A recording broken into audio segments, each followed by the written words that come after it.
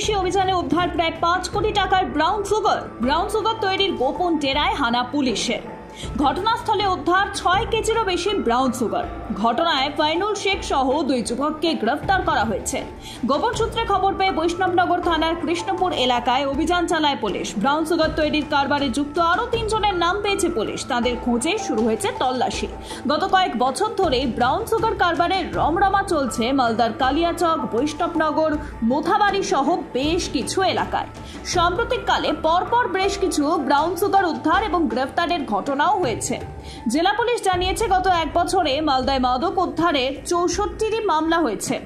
মাদক পাচারের ঘটনায় গ্রেফতার করা হয়েছে 81 জনকে। এ পর্যন্ত উদ্ধার হয়েছে প্রায় 24 কেজি ব্রাউন সুগার, যার বাজার মূল্য প্রায় 24 কোটি টাকা।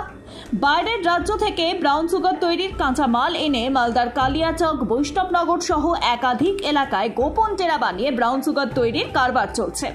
জেলা পুলিশ সুপার প্রদীপ কুমার যাদব সাংবাদিক বৈঠকে জানিয়েছেন, মাদক কারবারের বিরুদ্ধে ধারাবাহিক অভিযান চলছে। এই চক্রের সঙ্গে যুক্ত আরও কেরিয়ার, কারিগর এবং মাথাদের গ্রেফতারির চেষ্টা চলছে। পাশাপাশি মাদক কারবার এবং মাদকের বিপদ সম্পর্কে স্কুল, কলেজ সহ বিভিন্ন এলাকায় প্রচার অভিযান চালাবে পুলিশ। শিউরি সুপার স্পেশালিটি হাসপাতালে ফের খুলে পড়ল ফলস সেলিং। আহত হলেন এক নার্স। জানা গিয়েছে, হাসপাতালে নার্সদের পোশাক পরিবর্তনের রুমে রয়েছে 6 তলায়, আর সেই রুমেই খুলে পড়ে ফলস সেলিং। ওই সময় রুমের মধ্যে ছিলেন একজন নার্স, তিনি সামান্য আহত হন। প্রসঙ্গত, শিউরি সুপার স্পেশালিটি হাসপাতালেও অতীতে ফলস সেলিং খুলে পড়েছে, ফ্যান খুলে পড়ে। বারবার এই ধরনের ঘটনায় স্বভাবতই চাঞ্চল্য ছড়িয়েছে। হাসপাতাল সুপার নীলাঞ্জন মণ্ডল তিনি বলেন, ফলস সেলিংগুলো হাসপাতাল তৈরির সময় লাগানো হয়েছিল। সমস্যা রয়েছে, ধাপে ধাপে সারানো হচ্ছে। স্থানীয় পুকুরপাড় থেকে অচৈতন্য অবস্থায় এক বধূকে উদ্ধারের ঘটনায় চাঞ্চল্য ছড়ালো বাঁকুড়ার রায়পুরে। বধূর শরীরের বিভিন্ন জায়গায় ক্ষত থাকায় প্রথমে বধূকে রায়পুর গ্রামীণ হাসপাতাল এবং পরে বাঁকুড়া সম্মিলনী মেডিকেল কলেজে ভর্তি করা হয়েছে। আহত বধূর স্বামীর লিখিত অভিযোগের ভিত্তিতে স্থানীয় কার্গিল গ্রাম থেকে গ্রেফতার করা হয়েছে বাবলু দুলে নামে এক যুবককে।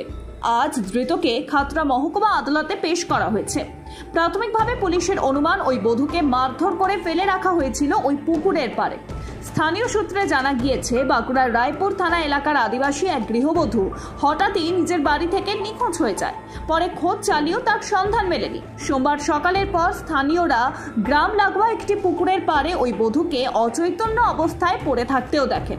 তড়িঘড়ি পুলিশে খবর দেওয়া হয়। রায়পুর থানার পুলিশ ঘটনাস্থলে গিয়ে বধূকে উদ্ধার করে প্রথমে রায়পুর গ্রামীণ হাসপাতালে নিয়ে যায়, পরে তাকে বাঁকুড়ার সম্মিলনী মেডিকেল কলেজে স্থানান্তরিত করা হয়। পুলিশ জানিয়েছে, ওই বধূর শরীর ও মাথায় আঘাতের চিহ্ন রয়েছে।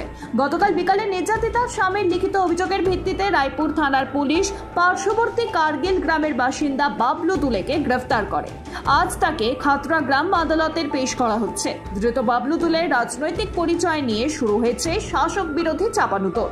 তৃণমূলের দাবি, ধৃত বিজেপির সক্রিয় কর্মী। অস্বীকার করে বিজেপির পাল্টা দাবি, ওই যুবক শাসক ঘনিষ্ঠ।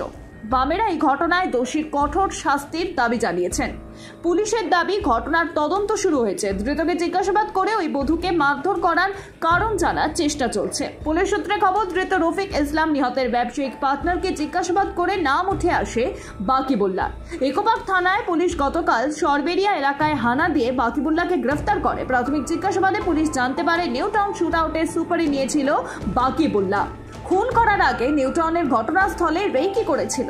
রাস্তার কোথায় সিসিটিভি ক্যামেরা রয়েছে, শুট করার পর কোন দিক দিয়ে পালাতে হবে, সবকিছুই খতিয়ে দেখেছিল সে। তারপর 2 জন শুটারকে ব্যবহার করে ব্যবসায়ী নাসির উদ্দিনকে খুন করা হয়। চিকিৎসার গাফিলতিতে রোগী মৃত্যুকে ঘিরে শিউরি সদর হাসপাতালে গত 1 তারিখে বুকে ব্যথা এবং পেটে ব্যথার উপসর্গ নিয়ে পেশেন্টকে ভর্তি করা হয় শিউরি সদর হাসপাতালে। জানা যায়, তার জন্ডিস ধরা পড়েছে। পেশেন্ট পার্টির দাবি, পেশেন্টকে রোজ 7টি করে ইনজেকশন প্রেফার করা হয় এবং তার মধ্যে থেকে 4টে বাইরে থেকে আনা হয় এবং 3টি হাসপাতাল থেকেই দেওয়া হয়। সেই মতো আজ সকালে 3টে ইনজেকশন একসাথে ইনজেক্ট করার পর পেশেন্টের অবস্থা খারাপ হয়ে যায়। আর তারপর পেশেন্টের প্রিয়জনেরা হসপিটালে থাকা নার্স এবং ডাক্তারকে খবর দিতে গেলে তারা কোনো রকম সহযোগিতা না করেই চলে যায়। রোগীর নাম শেখ ইন্তাজ, বয়স 24, বাড়ি দুবরাজপুর থানার বটতলা এলাকায়।